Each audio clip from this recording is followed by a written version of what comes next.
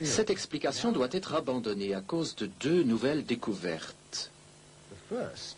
D'abord, comme l'ont montré les forages du vaisseau le Glomar Challenger, les sédiments du fond de la mer ne durcissent jamais, sauf après 300 mètres d'épaisseur de dépôt.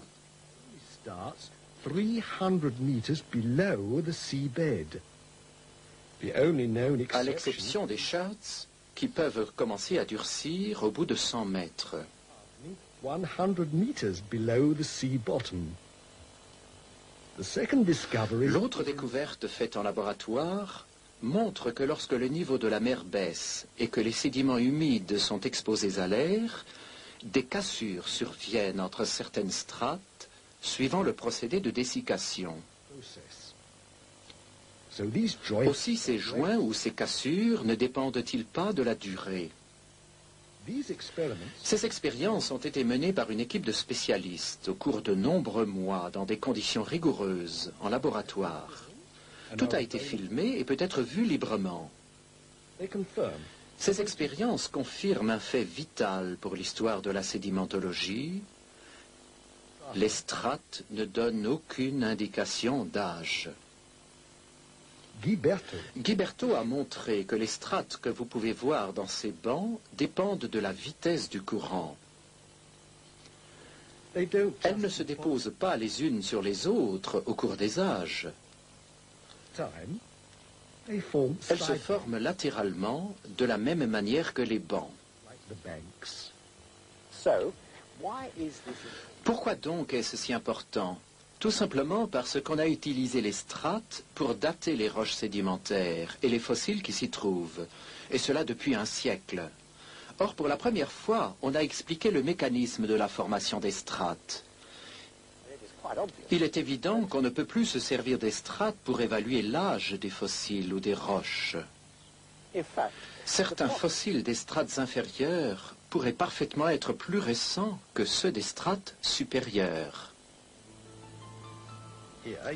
Voici quelques créatures maritimes qui vivent à des niveaux écologiques différents. Une grande quantité de sédiments se déverse et elles sont toutes recouvertes. Finalement, en l'absence d'air, elles peuvent se transformer en fossiles.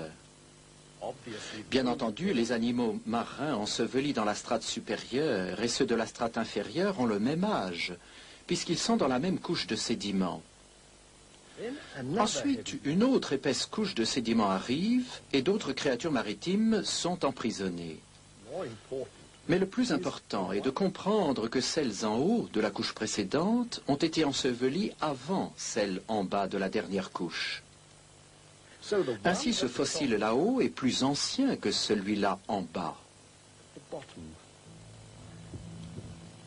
Voici le directeur du programme de recherche qui s'explique lui-même. La théorie de l'évolution se base sur la croyance qu'une succession d'espèces fossilisées au cours de longues périodes géologiques démontre qu'il y a eu un progrès évolutif entre les espèces. Comme nous venons de le voir, et comme cela a été reproduit au laboratoire, les couches formées par l'arrivée des sédiments ont été à tort identifiées à des strates. L'échelle des temps géologiques et la succession chronologique des espèces ont été calculées sur cette interprétation erronée, celle qui assimilait les strates à des couches successives de sédiments.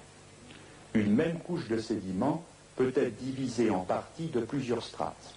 Aussi, la position des fossiles, loin d'être le signe d'une évolution, indique simplement la distribution des espèces marines qui vivaient à des profondeurs différentes.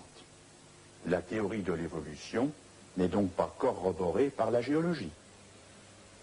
Il y a une autre question.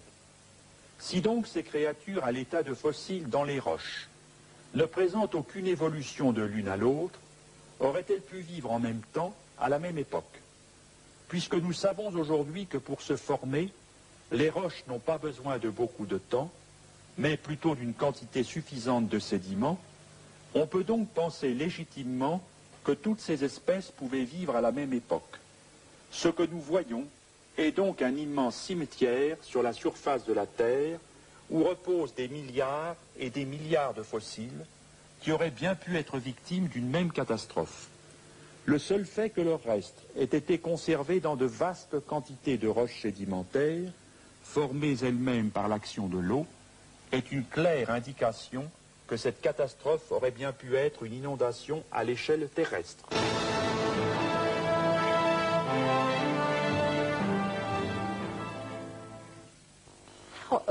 Quel âge a la Terre? Des millions d'années ou seulement quelques milliers? Que nous dit la datation radiométrique sur l'âge des roches? La science de la chimie physique peut éclairer ces questions.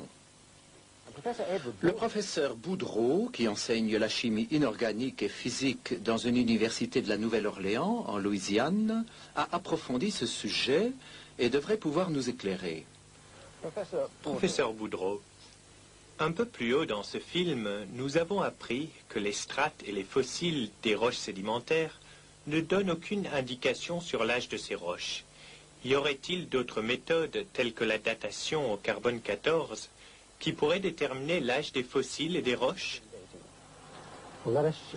Il faut d'abord être clair au sujet du carbone 14, qui est une forme radioactive instable de l'élément carbone qui se trouve dans toute matière vivante.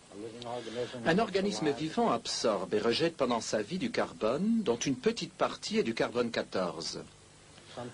À un moment donné, à la mort de cet organisme,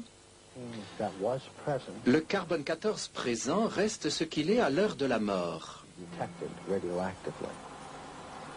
C'est cette quantité qu'on peut détecter radioactivement. Un morceau de bois, par exemple, ou un os, contient une petite quantité de carbone 14. Depuis la mort de l'arbre et de l'animal qui contenait le bois ou l'os, la quantité de carbone 14 a diminué. Il faut des milliers d'années pour que cette désintégration ait lieu. Dans le cas du carbone 14, il faut 5760 ans pour que la moitié de la quantité présente à la mort de l'être vivant se désintègre en carbone 12, son isotope stable. En mesurant donc la quantité qui s'est désintégrée, on obtient une indication sur l'époque à laquelle cet organisme vivait. Comme les roches n'ont jamais été en vie, elles ne contiennent donc pas de carbone 14. Même les fossiles qu'on y trouve ne peuvent être datés par cette méthode, car leur matière vivante originelle est devenue pierre. Cela signifie-t-il qu'on ne peut pas dater les fossiles au moyen de radioisotopes? On ne peut sûrement pas se fier avec certitude au carbone 14.